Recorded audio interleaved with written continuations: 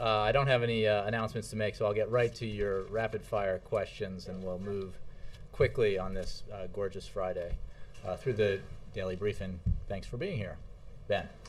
Thanks, Jay. A couple of topics. I wanted to ask about the President's meeting with the Senate Democrats. Before I jump in, is that meeting still going on? It just ended moments ago.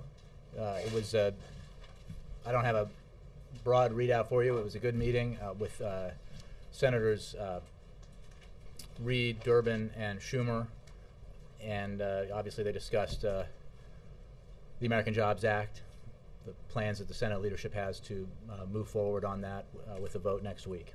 Could you give us a sense of whether the goal of that meeting was to dig into how the Democrats are going to get this passed? I mean, specifically, was the president looking for some sort of assurances that the millionaire tax would be enough to get together the votes needed?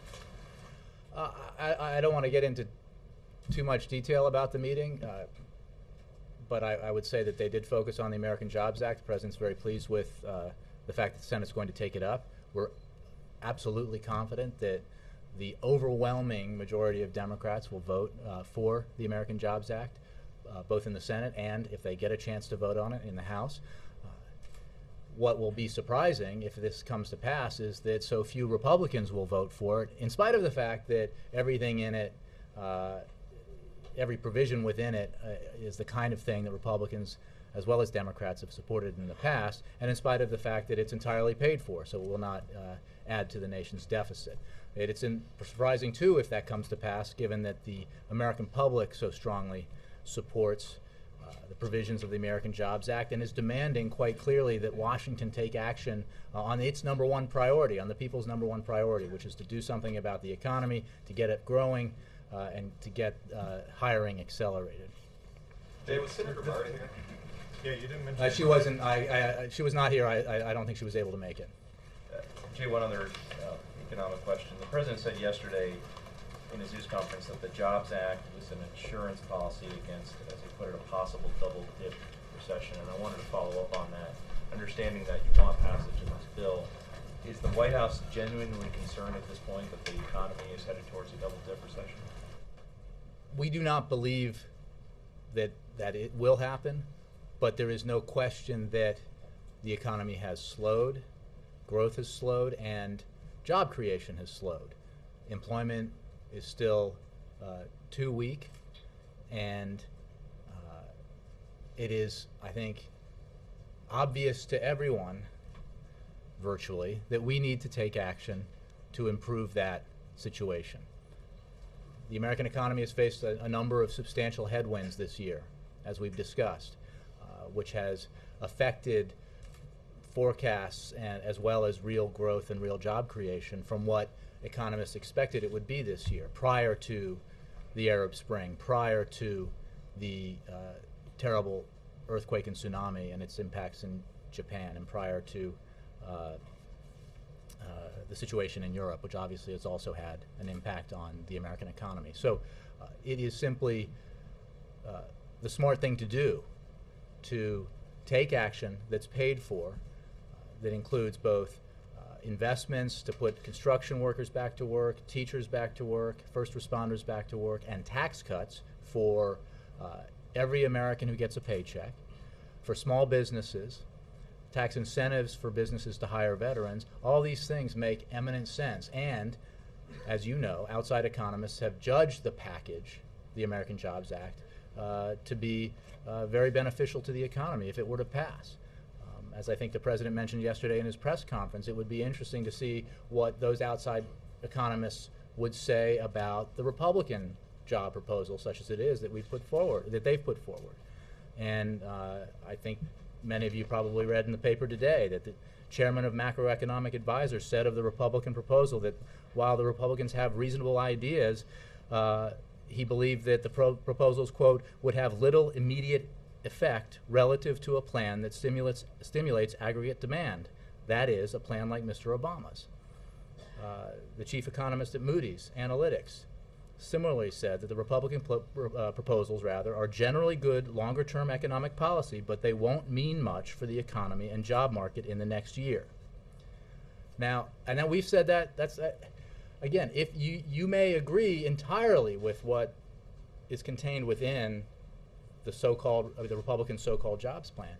Even if every idea within it is good, there is no doubt that that those ideas do not have an impact on the economy today.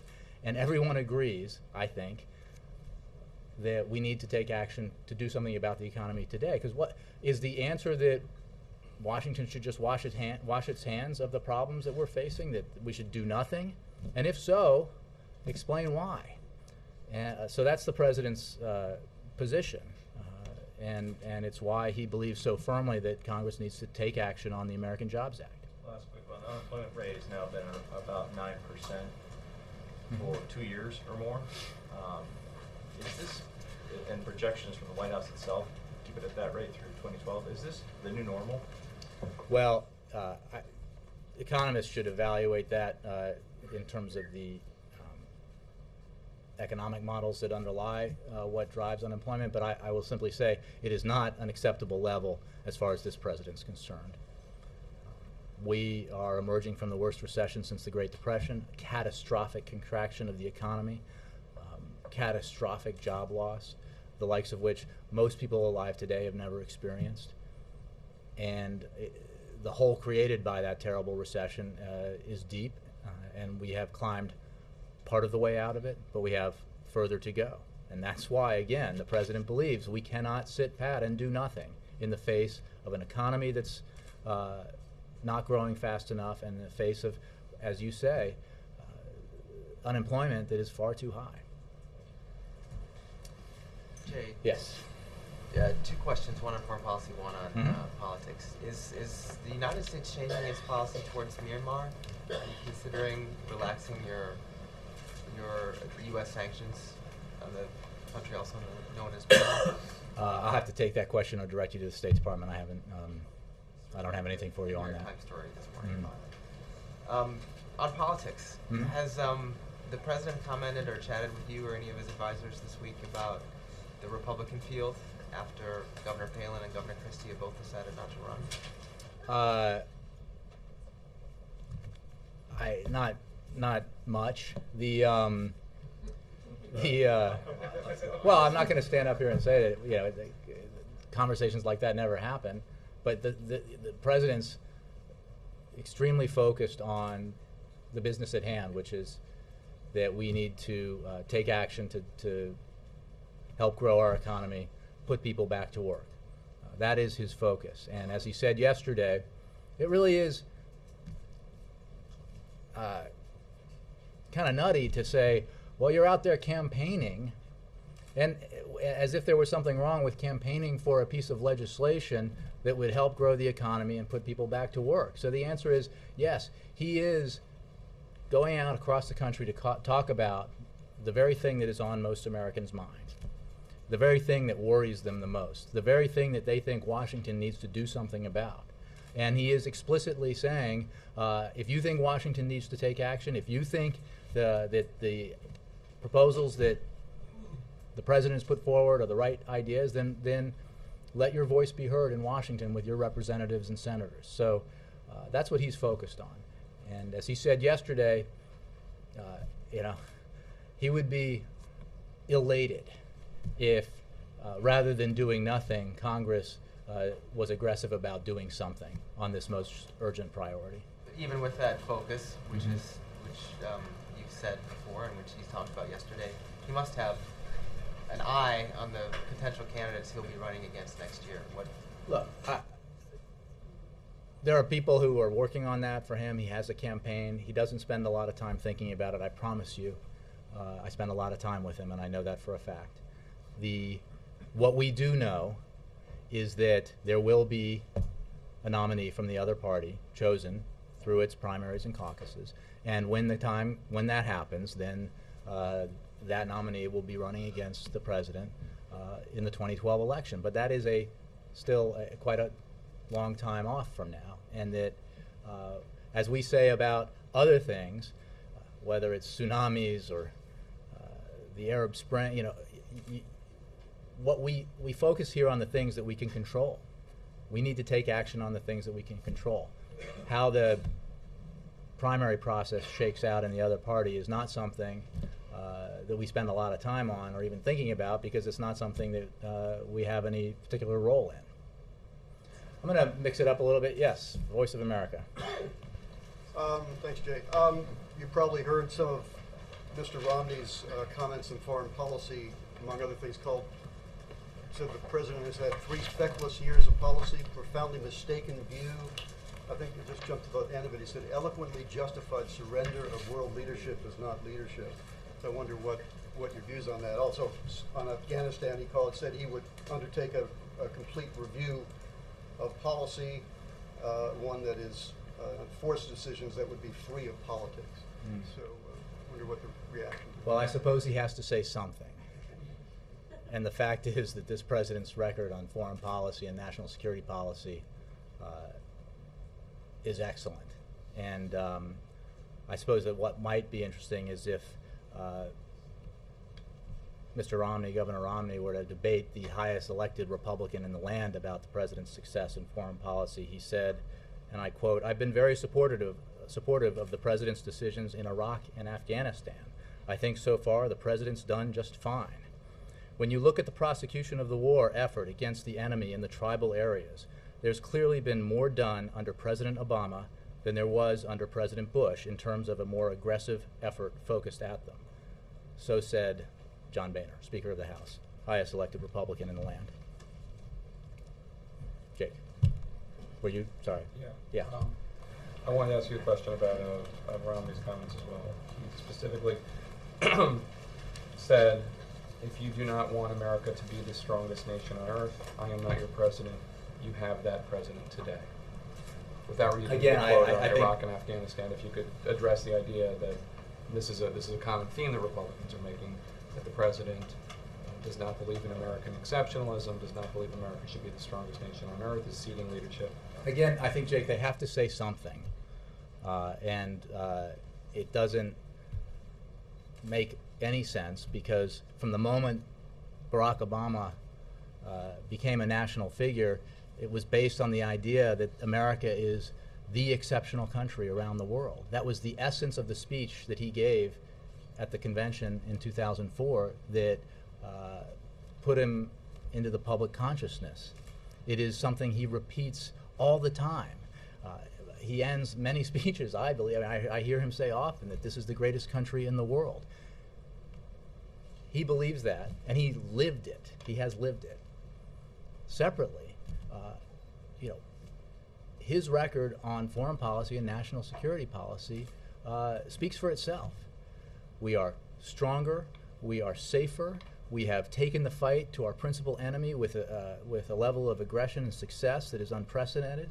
We have improved our relationships around the world with our allies and our partners, and we have made great strides in engaging with the Far East, for example, with the Pacific region in a way that was neglected prior to this administration. I think we have every reason to be quite proud of the record that this president has in foreign policy and national security matters. Can I ask a question about jobs? This is another disappointing jobs report for the president. If the economy does not significantly improve by next year, can President Obama be reelected, and does he deserve to be? Well, first of all, I think that the jobs report actually was better than expected, but as we said and others have said already this morning, it is far from good enough. Below the rate of population growth. Well, no question. And that's why we need to do something about the economy and job creation. That's why the president is out there every day talking about the need to pass the American Jobs Act. And if others have better ideas or good ideas that will help the economy grow and create jobs now, as opposed to sometime in the future, then he wants to hear them, and he's eager to have conversations about it. So, haven't Boehner and Cantor requested a meeting with the president, and he hasn't responded? Look, well, the president has met with them. I mean, I think any American who has watched this president engage with members of Congress of both parties during the time that he's been in office understands well that he has made every effort to consult with, cooperate with, negotiate with Republicans in Congress, and he will continue to do that. The president has put forward a plan. Again, it was designed with the idea that it would be filled with things that have traditionally enjoyed bipartisan support. It is a plan that is paid for, so it is not an issue of contributing to our deficit. And he believes that Congress ought to act on that plan. The Republicans have put forward a plan, as you know.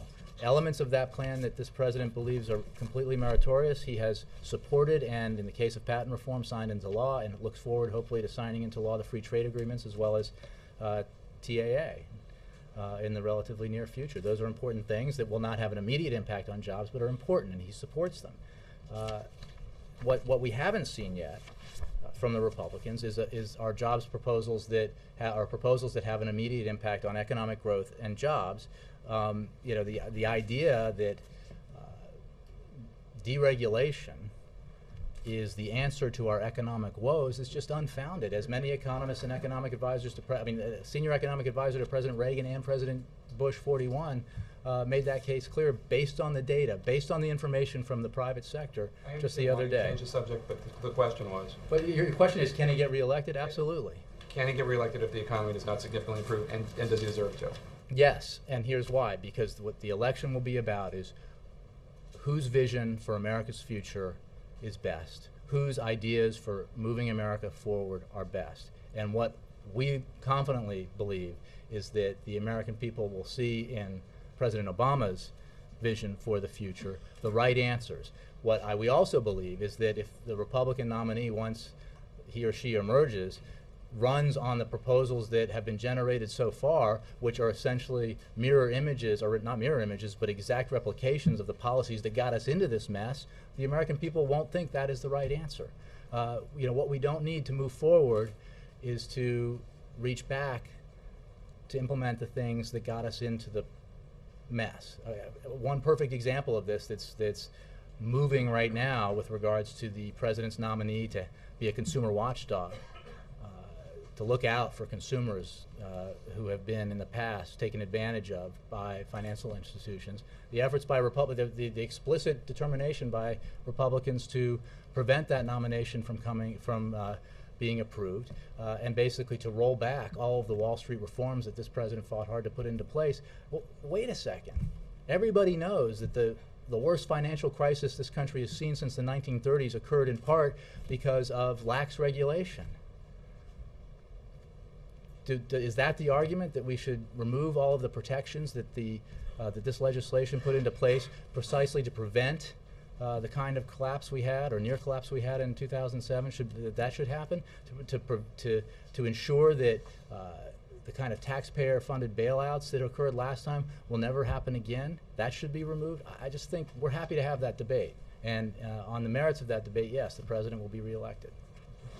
Yeah. On the millionaire surtax, the president endorsed it yesterday, but he said he's fine with it, he's comfortable with it. I mean, those are kind of lukewarm adjectives compared to other ones he could have used. Why not a stronger endorsement?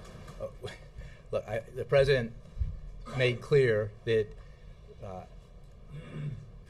from the beginning that how we pay for the American Jobs Act was something that could be decided by Congress as long as it met his principles. First of all, the first principle being it had to be paid for. That's why he put forward a proposal to pay for it. The alternative that the Senate Democratic leadership has put forward is fine with us. It meets his principles, and that's essential, and it pays for all of the provisions within the American Jobs Act. So it's entirely consistent with where he's been from the beginning since he talked about the Jobs Act, and we look forward to the Senate taking the bill up, debating it, and hopefully passing it, hopefully exceeding the 60-vote threshold that has sort of artificially been established for any vote in the Senate, because we believe that these are the kinds of ideas that Republicans as well as Democrats should support because they've supported them in the past. And those senators who don't will have to explain, well, wait a second, don't you have teachers who have been thrown out of work? Give me 1 second. One thing that Jake asked about the jobs report. Absolutely. Not strong enough, not good enough. And while I think for the 16th or 19th straight month we've had private sector growth, now 2.6 million private sector jobs, a reality of this jobs report, which has been true now for many, many months, is that while the private sector has been growing, the public sector has been shrinking. And once again, 34,000 jobs last month were lost in the public sector, overwhelmingly in the education area. Teachers being laid off. That's a problem. Who has a solution? The president. The American Jobs Act. If you're opposed to it, explain why. Okay, but on the surtax, I mean, does it undermine his push in the future for the level, sort of the line that he's drawn for $200,000 or more for individuals, $250,000 No. or more? It doesn't undermine Of his course push not. in the future for that? But- For Senate well, first of all, Democrats to have the- essentially said, here's where the line really should be. Well, first of all, a surtax is different from not renewing the Bush-era tax cuts for the... Sort of the drawing the line of Again, I'm telling you, it earnings. doesn't affect that. They're different policies. Just like the Buffett rule is a principle that would inform tax reform, and we certainly hope tax reform goes forward. If it doesn't, the president's position is as it has always been, which is that the tax cuts for the wealthiest Americans, those making over $250,000, are simply things that we can no longer afford. They are part of the reason why we have the tremendous deficits and debt that we have now, and they should be allowed to expire. Someone like Senator Schumer looks at family, he represents a state where money doesn't go as far as it would go in other states, if you're outside the New York metropolitan area. So if you have a family, in the New York City area, $250,000 thereabouts, I mean, does the president think that's a wealthy family? The president's position has not changed, and it also happens that the public overwhelmingly supports that position. This is only about ensuring that as we make choices, because we do not have unlimited resources, that we make those choices in a way that is fair and balanced, and that that everyone pays their fair share. I mean, I don't think members of the middle class out there are thinking they somehow got a great deal in the last decade, right? Do you know anybody who feel, as they've seen their wages stagnate or decline, and this is even prior to the Great Recession, do they think they got a great shake out of the tax code? I don't expect they have. What we do know is that the wealthiest Americans have actually seen their incomes and their share of the national wealth increase a lot over the same period. And it is simply a matter of making sensible choices. And if the choice on one hand is, do you not do anything about the fact that all around the country teachers are being laid off, or do you look at a possibility of preventing that from happening through the American Jobs Act by asking the most fortunate among us to pay just a little more to ensure that those teachers get back in the classroom, that they're teaching our children, which is a value in and of itself and a value that helps make America stronger in the future. I think most Americans would side with helping those teachers. The Pakistani doctor who aided the U.S. in the search for Osama bin Laden, is there an obligation? He could be charged with treason. Should the U.S. are doing anything to help him? Is there an obligation? I don't have anything for you on that. I'd refer you to the Pakistani government. Let me. You got something, Bill? No. Quick, two things. One, Senator Reid was here, as you mentioned before, at the White House a short time ago. Last night he had a big dust-up with Senator McConnell where Democrats essentially changed the rules so that it'll be easier to limit amendments. Senator McConnell quite upset with that, but basically that with 51 votes you can potentially get a lot more done. Does the White House think that's a good idea? Well, I don't know the particulars of the arcane details, and almost everything about the rules up there in both houses are pretty arcane, as anybody who's covered it knows. What I can say is that, yes, we think it's generally a problem, as I just mentioned a minute ago, that the filibuster has become a tool that is applied so broadly to measures that normally required only a majority vote, that's an issue. Again, that's a general principle. As regards this, I'm not sure. What I do understand, though, is that once you've stopped debate and then want to add an amendment to it, that I think that was the issue here. that drove that. But So I only know what I've read about So it. Senator McConnell becomes majority leader in 2013, and President Obama's in office. We don't They only foresee have that 51. happening, You don't foresee but it. yeah. Which part? We don't foresee a change in leadership in the Senate. Okay, but you just mentioned teachers being laid off. Yesterday, the president at the news conference said, quote, I had a chance to meet a young man named Robert Barrows recently from Massachusetts. Got 3 pink slips. And he said that you need to pass a jobs bill, quote, put somebody like Robert back in the classroom teaching our kids. Boston Herald has a story this morning saying the president never met this gentleman. He was at the White House, but they never met. The president, and the gentleman as has you a know, job. he was in a group of people that were, I mean, I think he was this close to the president as you are to me, and you know that the president knows his story. As I would simply refer you to the Boston Herald story where Mr. Burroughs said, quote, people who want to fuss over the word choice are missing the point. It's about our investing in education and in communities. Yes, I did lose my position 3 times within 4 years in the Boston public schools. To me, the question he posed to the people was a rhetorical question. The emphasis was on like Robert. It's people who are like me, highly qualified, and are not working. That's the spirit of it. Well, I mean, it's just indisputable, as we found out again this morning, that all around the country teachers are being laid off. The president has a plan to solve that, okay, or to address that problem. Why not use an example of somebody who does not have a job? The man has a job right now. The man has been laid off 3 times in 4 years.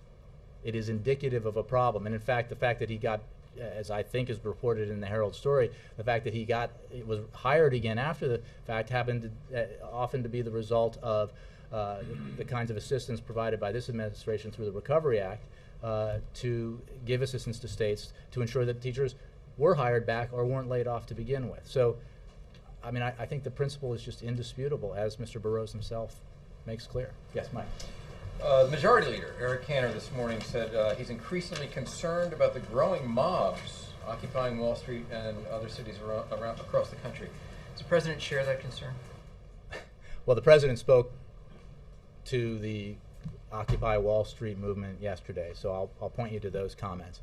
I sense a little hypocrisy unbound here, because I think that what we're seeing on the streets of New York is an expression of democracy, and what I think I remember Mr. Cantor is how Mr. Cantor described protests by the Tea Party, and I don't understand why, you know, one man's mob is another man's democracy. I think both are expressions that are totally consistent with the American democratic tradition.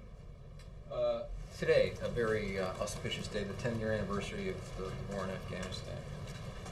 With everything that's happened there and the seemingly endless supply of bad news, with the assassination attempts, with the assassination of Rabini, with elevated amounts of fighting, with the conflict between President Karzai and Pakistan, and in the past President Karzai and this government, what evidence can you point to that the surge, the President's policy, is working? I would point you to the objectives that the President laid out when he put forward his policy, his strategy on Afghanistan, or the AFPAC region. What was the primary objective? Disrupt, dismantle, and ultimately defeat al-Qaeda. By any standard, including one I just quoted, the President has had substantial success in the number one objective of his policy and strategy. The fact that the effort in Afghanistan is difficult, that there are setbacks as well as successes, is also not something we would dispute. It is the truth, and we are enormously grateful. This President, as I said the other day, is just profoundly grateful for the sacrifice and the patriotism and the remarkable skill of our men and women in uniform, and what they've been able to do in Afghanistan as well as Iraq and elsewhere around the world. In addition to that number one objective that the President laid out, which was an important part of the review of Afghanistan policy, because as you know, our situation in Afghanistan, our approach in that, it was entirely adrift when this President came in, and he decided we needed to dive deep, focus on what our true objectives needed to be, and pursue a policy that could achieve those objectives, and that is what he is doing. Part of that policy was to surge forces, which he did, and then to begin to draw those forces down, which he is doing. As you know, by 2014, we will draw down to the point where we can fully transition security lead over to Afghan security forces, and we continue to be on track to do that. Can I directly follow on that, Jay? Certainly. British government review is going to say there is a significant risk of an Afghanistan civil war or a Taliban takeover when we do withdraw in 2014. In addition, General Stanley McChrystal said yesterday that we're maybe 50% of where we need to go. Mm-hmm. If you were to be candid about the White House's position on where things are, would you concur that there is in fact a significant risk? I was enormously candid just moments ago that there are significant challenges in Afghanistan as we strive to meet the goals laid out by the president. And part of that process was to make the goals clear and focused as opposed to broad and unfocused, which they had been in the past. And we continue to work towards achieving those goals. Remember, the principal goal was to disrupt, dismantle, and ultimately defeat al-Qaeda. I don't think there's any dispute that we have had some success in achieving that goal, although there is work still to be done. It is also to prevent the government of give the space to the Afghan government as it continues to take control, and to give us time to train up Afghan national security forces, which we are doing. And that process is continuing. And again, 2014, as you stated, it's 2011 now. 2014 is when we will hand over security lead to the Afghan national security forces. And we hope and expect to continue to make progress toward our goals as we move towards 2014. This is not easy work, and we have been absolutely candid about that fact. The Afghan government, though, is rampant with corruption, and it's now not talking Pakistan. So you've got some problems there also, right? If there were an absence of problems, we wouldn't, be focusing as much attention and resources on the issue. This is, you're restating. You're stating. They're totally legitimate questions, but we are acknowledging that there are challenges. But I think it's important to also acknowledge what the process this president went through in absolutely adhering to the promises he made during the campaign, which is that we needed that our policy in Afghanistan was adrift, that we needed to focus attention on Afghanistan, we needed to focus on what our primary objectives were. Don't forget that it was out of Afghanistan from al-Qaeda that the threat emerged that resulted in the terrorist attacks on September 11th in 2001, led by Osama bin Laden. That the reorientation of our policy as we have ended the war responsibly in Iraq and focused on Afghanistan has been entirely consistent with what this president said when he was running for office back in 2007 and 2008. This is hard stuff, and it continues to be very difficult. And the extraordinary service and sacrifice of our men and women in uniform, as well as our civilians in Afghanistan, is what makes success possible. Challenges remain. There's no question about it.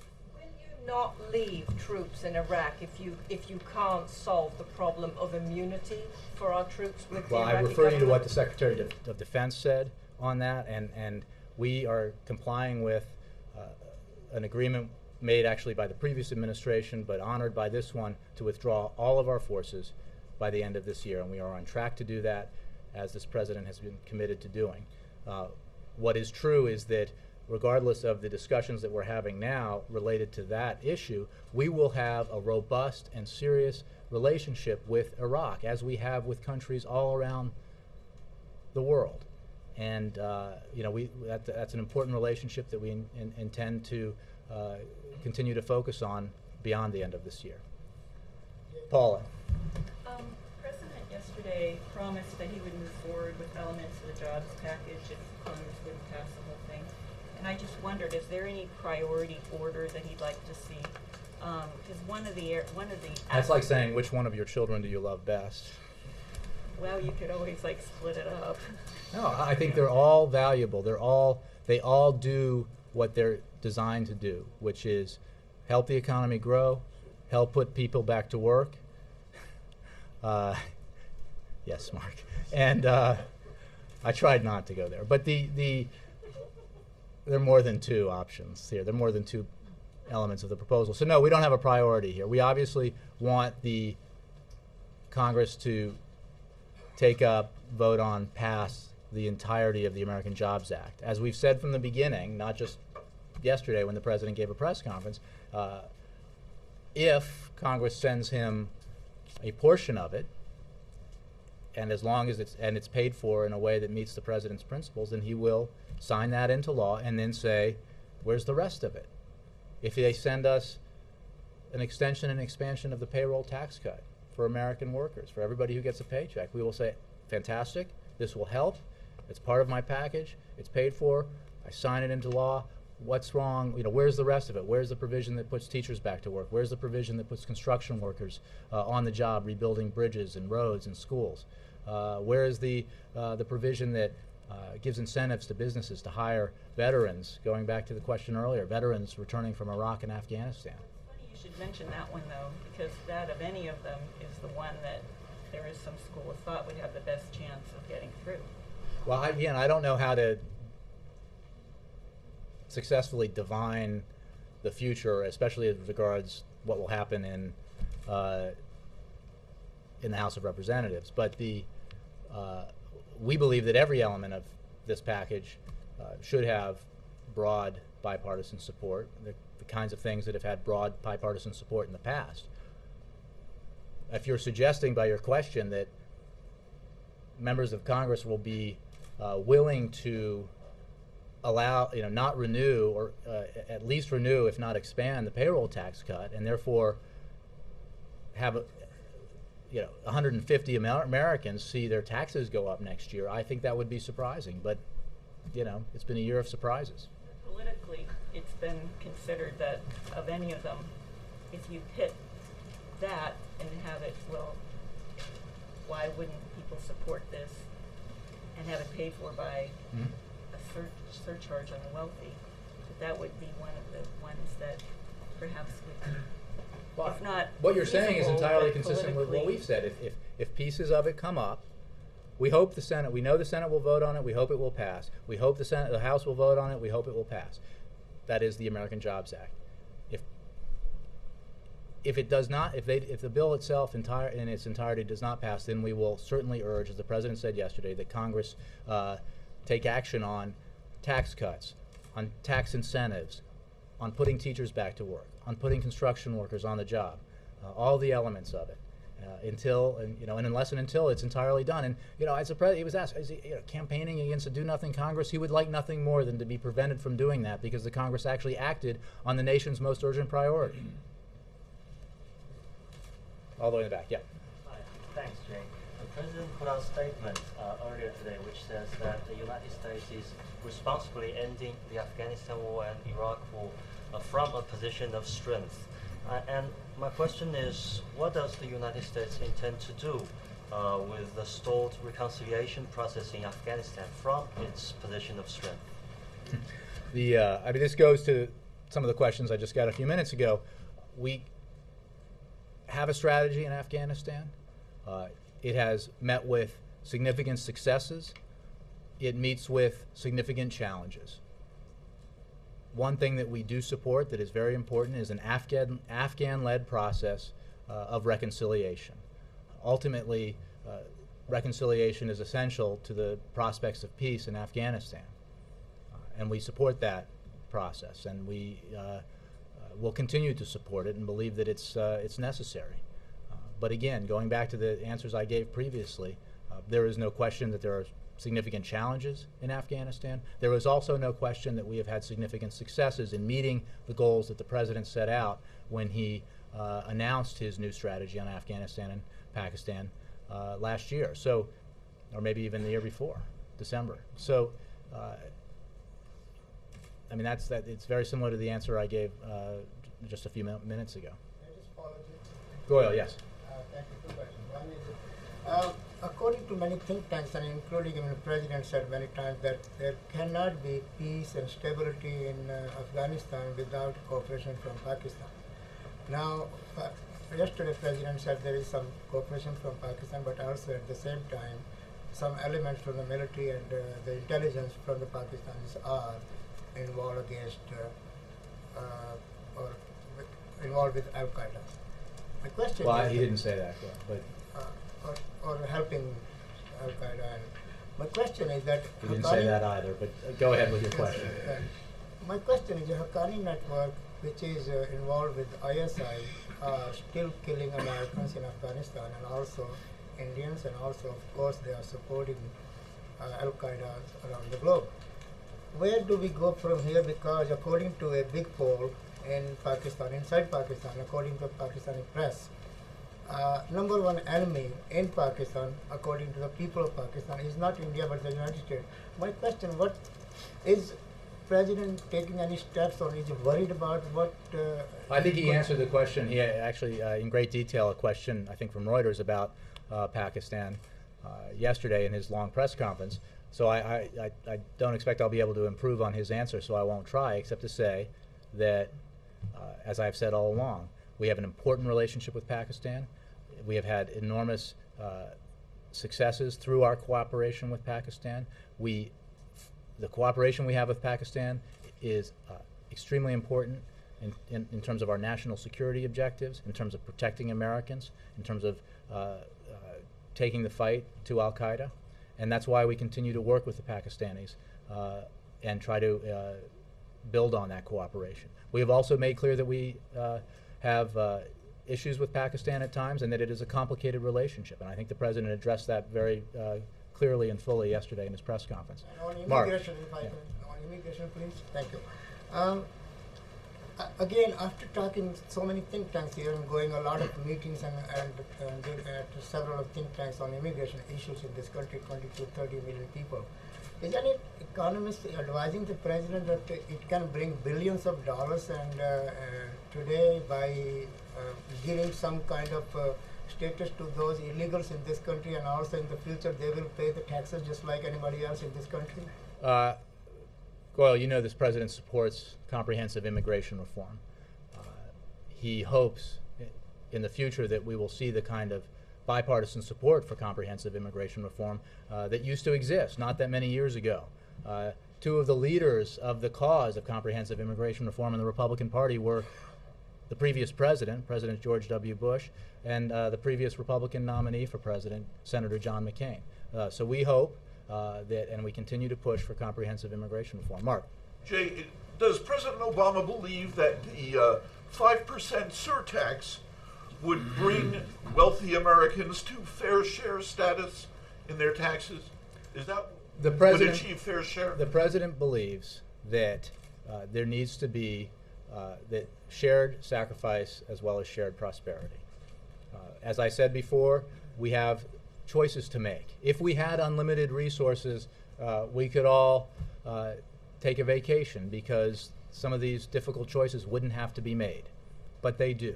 And if we're saying that tens of thousands, hundreds of thousands of teachers are being laid off around the country because of the economic stress that states are under and localities are under, and we want to do something about it because that's an important objective, both to put those individuals back to work, but also to ensure that our children around the country are getting educated and helping build the foundation for the future of this country, then we have to figure out how we can make that happen.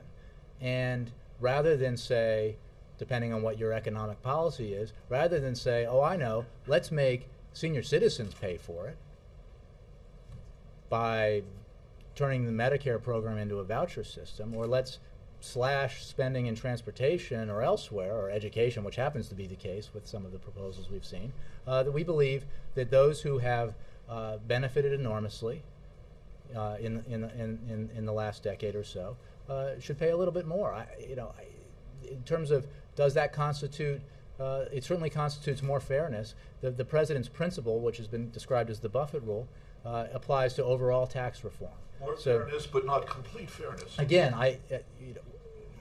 I'm not going to project what may or may not happen once the Senate acts and this provision, hopefully, or rather the American Jobs Act, with this provision attached to it, takes effect. The President's focus is on taking the action that we absolutely have to take to ensure that our economy grows significantly next year, to ensure that it creates jobs. There is no higher priority, as most of your questions recognize as a premise. So, and then we have to say, because we absolutely have to take action, how do we, and we need to pay for it, how do we do that? And the President believes, as evidenced by the proposal he put forward, and as well as the proposal that the Senate Democrats have put forward, that we need to do it in a fair way. So, just to follow up on that, are you not ruling out the idea that it might require additional taxes on this group of very wealthy Americans? I think we're talking about apples and oranges here. I think I was asked earlier, I think by Brianna, about whether or not this changes the President's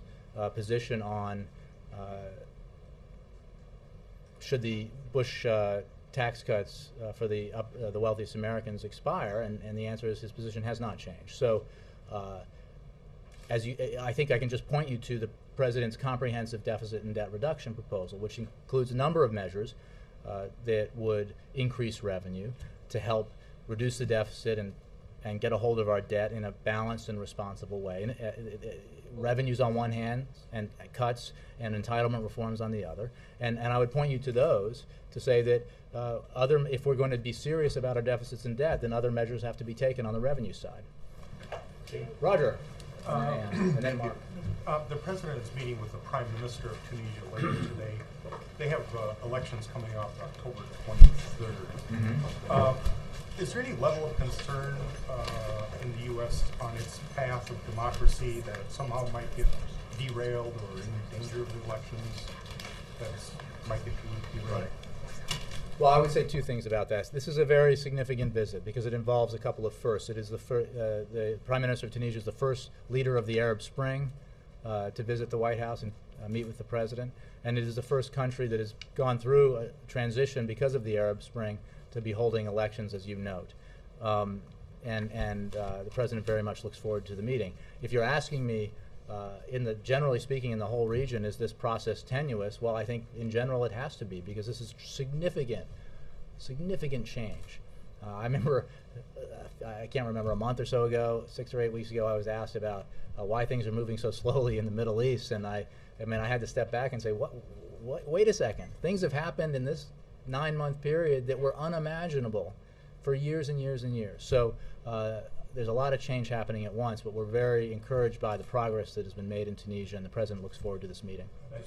Just a quick follow-up on that. Is he going to be the President going to be announcing any endorsement of aid? I know the Secretary of State has proposed some stuff back in March, but is there any things that are going to get some? Without getting into specifics, I think we may have more information related to the visit that will be provided for you a little later. I don't have the details for you. Thanks very much. Oh, one day I'll remember to read the week ahead. One Friday. Here we go. Why is the President intervening in the Alabama to prevent the enforcement of the new Alabama immigration law? You say that like I dodged the question. I haven't even been asked, Ann. They filed today, Jay, so it's a today's I think ABC has already got the question. The Justice Department was reviewing the decision to determine next steps. I would refer you to the Department of Justice for questions on a specific case. Generally, the President has been clear that efforts to address the issue of America's broken immigration system through a patchwork of state laws will only create more problems than it solves. Does he think this law is working a real hardship? Has he seen the reports of people fleeing the state? I haven't had that discussion with him, so I wouldn't want to characterize. They're going to intervene? I would just point you to the Department of Justice. They filed. Well, and then you should ask them about it. But the President's principles on this, I think, have been well stated and restated just moments ago by me. Guidance for the week of October 10th, 2011. On Monday, the President of the United States will travel to the Walter Reed Army Medical Center in Washington, D.C. While at Walter Reed, the President will visit with wounded service members. On Tuesday, the President will travel to Pittsburgh, Pennsylvania. While in Pittsburgh, the President will visit the International Brotherhood of Electrical Workers Local No. 5 Training Center. During his time at the IBEW Local No. 5 Training Center, the President will take a tour of the IBEW training facilities, convene a meeting of the President's Council on Jobs and Competitiveness, and deliver remarks. Later in the day, the President will travel to Orlando, Florida, to attend campaign events. campaign events will be open, Jim? Well, Open present? we have a regular policy where the pool comes in for remarks at campaign events every time he has one. So I don't know specifically about these events, but Not to be picky, but doesn't Walter Reed have a new name, or is it same Well, name in an old place, or? I don't know if the transition has It took place in It took September. place, yeah. September. Well, I will adjust accordingly. Is it the It's like Bethesda Bethesda Medical Naval something. Walter Yeah, Reed? right. Is They that sort gonna of be something like closed that. press? his visits are always closed press. Yeah. Physical, is it time for physical? He's visiting service members. Okay, no physical. How's it smoke? I'm sorry. You brought up the physical, how's it smoke? President does not smoke. On Wednesday, the President will deliver remarks at the American Latino Heritage Forum being hosted by the White House and the U.S. Department of the Interior to celebrate the past and ongoing contributions of American Latinos who have helped shape America's rich and diverse history. On Thursday, the President and the First Lady will host President Lee and First Lady Kim of the Republic of Korea for a state visit. The President and First Lady. This visit will highlight the strong alliance, the global partnership, and the deep economic ties between the United States and the Republic of Korea. The visit will also celebrate the strong bonds of friendship between the American and Korean people. Details about Friday's schedule will be released as they become available. Thank you all very much. Thank you.